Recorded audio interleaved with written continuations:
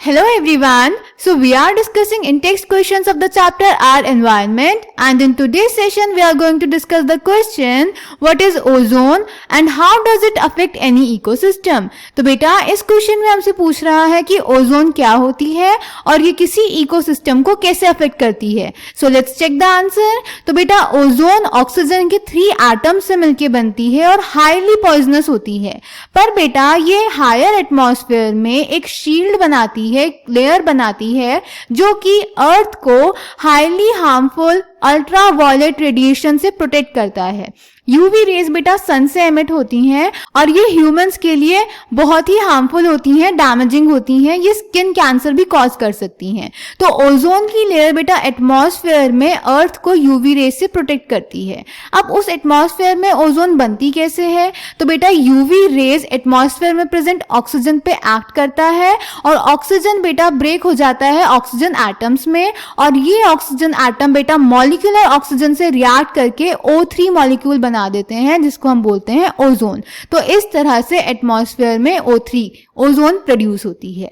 और ओजोन का क्या काम है? ये हमारे अर्थ को सन से निकलने वाली हार्मफुल अल्ट्रावायलेट रेडिएशन से प्रोटेक्ट करता है। Clear?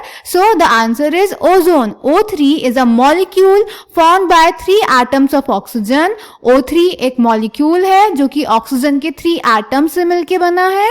Ozone is a deadly poison. Ozone बहुत ही ज्यादा पॉइजनस होती है नेचर में। However, at higher levels of the atmosphere, ozone performs an essential function. It shields the surface of the earth from ultraviolet radiation from the sun. Ozone बेटा atmosphere में एक layer बनाती है जो कि अर्थ को सन से निकलने वाली अल्ट्रावायलेट रेडिएशन से प्रोटेक्ट करती है। This radiation is highly damaging to organisms. For example, it is known to cause skin cancer in human beings. तो ये अर्थ पे प्रेजेंट लाइफ और लिविंग ऑर्गेनिजम्स के लिए हाईली डैमेजिंग होती है। फॉर एग्जाम्पल, ह्यूमंस में यूवी रेज बेटा स्किन कैंसर कॉज कर सकती हैं। Ozone at the higher levels of the atmosphere is a product of UV radiation acting on oxygen, that is O2 molecule.